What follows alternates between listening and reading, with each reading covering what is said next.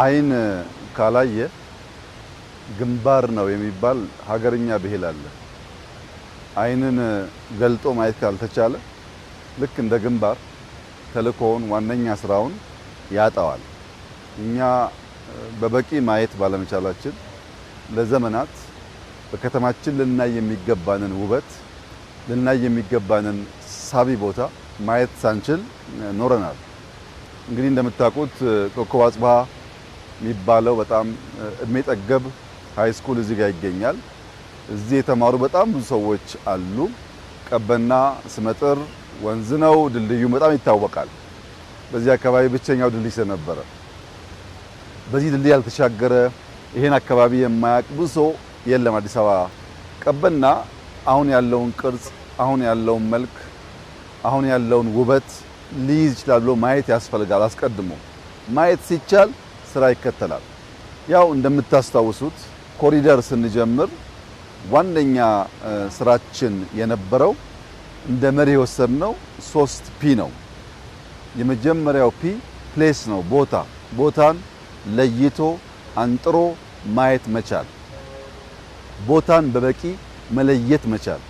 ሁለተኛው ፒ ፓተርን ነው። ቦታን ማየት ብቻ አይደለም፣ አጠቃላይ ጉዞውን ሲምለስ የሆነ ፓተርን ማልበስ ይፈልጋል። ሁለተኛው ፒ የነበረው ፓተርን ነው። ሶስተኛው ፒፕል ነው። ለሰዎች ምቹ እንዲሆን ቦታን አይተን ፓተርን አስይዘን ዜጎች፣ ታዳጊ ልጆች ሀገራቸውን እየወደዱ በሀገራቸው እየቧረቁ ማደግ አለባቸው የሚል ቁጭትና እምነት መሻት ነው የነበረን። ዛሬ እንግዲህ አዲስ አበባ ውስጥ መጠነኛ ቢች አየን፣ ሌክ አየን፣ ጄት ስኪ አየን፣ ትናንሽ ቦቶች አየን። የተጓዝነው 10 ኪሎ ሜትር ገደማ ነው። ከእንጦጦ ጫፍ ጀምሮ እስከ ቀበና 10 ኪሎ ሜትር፣ ከጣሊያን ኤምባሲ ጀርባ ጀምሮ እስከ ቀበና ሌላ 3-4 ኪሎ ሜትር እንዳየኸው በሁለቱም ሳይድ ወኮ ያለው በጣም ብዙ ቦታ ለልጆች መዝናኛ የሚሆን ቦታ አለው። ዛፎች፣ ፍሩቶች ተተክለዋል። ከላይ ጀምሮ በጣም ተተክሏል ፍሩት። የሚፈለገው ይሄ ነው። ወፎች መብላት እንዳይቸገሩ ፍሩት ካለ መጠጣት እንዳይቸገሩ ውሃ ካለ ይመጣሉ፣ ታያቸዋል። ኔቸር ይጠራራና ትክክለኛ ውበቱን ይገልጣል። እና ያየነው ነገር እንደዚህ ያለውን ተስፋ እንደዚህ ያለውን የኢማጂኔሽን ፓወር ሰርተን ጨብጠን ስናየው በእጅጉ ያስደስታል። እንግዲህ መደመር ዋና እሳቤው ቦታ አንሰራም አለ፣ ውሃ አንፈጥርም ሰጥቶናል። እሱ ዛፎች አሉ፣ የሰው ጭንቅላት አለ፣ ሀብት አለ። በየቀኑ ደግሞ የደከሙ ገንቢዎች አሉ። የብዙ ሰዎች ድካም ውጤት ነው ይሄ። ያ ሲደመር እንደ አውትካም የሚፈጠረው ክሱትነት ነው። መደመር ፕሮሰስ ነው። የሚከሰተው አዲሱ ኢመርጅ የሚያደርገው ማንነት ደግሞ አውትፑት ነው። ገንዘብን፣ ዕውቀትን፣ ጉልበትን፣ ሐሳብን፣ የአመራር ብቃትን፣ ሱፐርቪዥንን ስንደምር የዚህ ፕሮሰስ ውጤት የሚከሰተው አዲሱ ነገር ኢመርጅ የሚያደርገው ነገር እንደዚህ ያለው ውበት ይሆናል።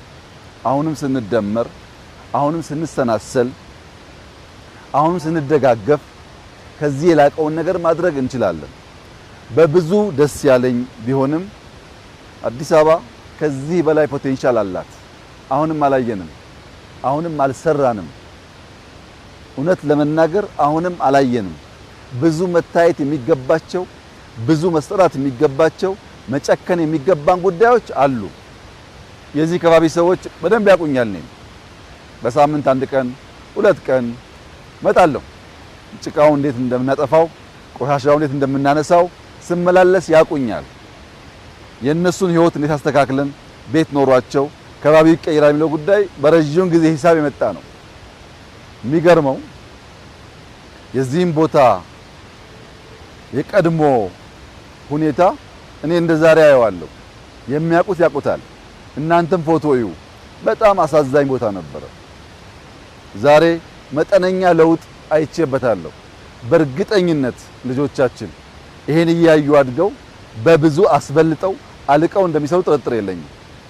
ባሰብነው ልክ ሰርተናል ብዬ አልገምትም። ብዙ ማየት ስላልቻል ብዙም ስለሚቸግር ሰዎቻችንም ገብቷቸው ማገዝ ገና ስለሆነ በታየው ልክ አይደለም። ከዚህ በላይ ውብ መሆን ይችላል። በየቦታው ሌኮች ያስፈልጋሉ፣ ፍሩት ያስፈልጋል፣ ንጹህ ውሃን ማየት ያስፈልጋል፣ ወፎቹን ማየት ያስፈልጋል። ከተፈጥሮ ጋር ተስማምተን መኖር ካልቻል፣ ተፈጥሮ መንከባከብ ካልቻል የተፈጥሮ ቅጣት ከባድ ነው። ዓለም ላይ ልክ እንደ ሳይኮሎጂካል ዋርፌር እንደምንለው ኢኮሎጂካል ዋርፌርም አለ። ኢኮሎጂካል ዋርፌር ውሃ ላይ፣ አፈር ላይ፣ የአየር ንብረት ላይ የሚሰራ ስራ ነው። ልክ በሌላው አስተሳሰብን ሌላ ቦታ ወስዶ መትከል መንቀል እንደሚቻለው ሁሉ በኢኮሎጂም ዋርፌር አለ። ትውልድ መንቃት አለበት። ዝም ብሎ ከፊት ያለውን ብቻ እያየ ሲርቅ ከዓመታት በኋላ ከ10 ዓመታት በኋላ የሚያጋጥመን አደጋ ቸልማት አያስፈልገም። በጥልቀት ማየት፣ መገንዘብ፣ መተጋገዝ፣ መስራት ያስፈልጋል እና የአዲስ አበባ ከተማ ነዋሪዎች የሚገባችሁ እንዲህ ያለው ነገር ነው። መቆሸሽ እኛ አይገባንም፣ መጠልሸት እኛ አይገባንም፣ ማነስ እኛ አይገባንም፣ ሌላ ቦታ እየሄዱ መቅናት እኛ አይገባንም። ሰርተን እንደምንችል ማሳየት ያስፈልጋል። ይህንን ስል ለከተማችን ነዋሪዎች በሌላም ዓለም ላሉ ዜጎች መናገር እንፈልገው ነገር ይህንን ግድብ ስንጀምር አንድ አይደለም 2-3 ሙያተኞች አትችሉም ብለውናል። የምንሰራውን የኮሪደር ስራ አትችሉም የሚል ድምጽ ከግራ ከቀኝ ጠዋት ማታ እንሰማለን። አትችሉም፣ አይሳካላችሁም፣ አትከናወኑም፣ ትጀምራላችሁ እንጂ አትጨርሱም የሚል ብዙ ድምጾች አሉ። የኛዎቹ ይገርመኛል። ሌሎቹ ግን አይገባችሁም እያሉን ነው።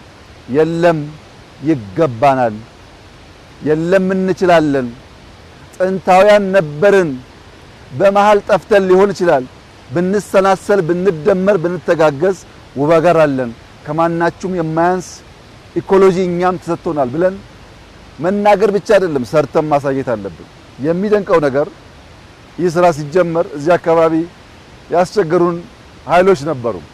ዛሬ ዋና አድናቂዎች እነሱ ናቸው፣ ዋና ተጠቃሚዎችም እነሱ ናቸው።